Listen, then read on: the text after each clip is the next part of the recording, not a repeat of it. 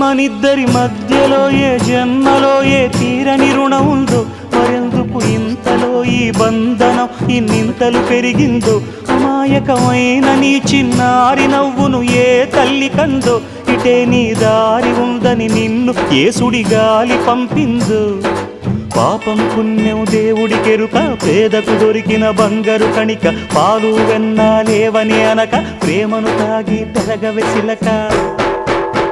వలేసే పాడు లోకం కంటపడక ఉండు నాయనక, ఇలా నా గుండెలోనే గువ్వల కొలు ఉండిపోయింక. ఇటే పోస్తే ఎమున్నైనా నిలేస్తానే, మరింక ఏ కీడు నీ వంక రాలేదు.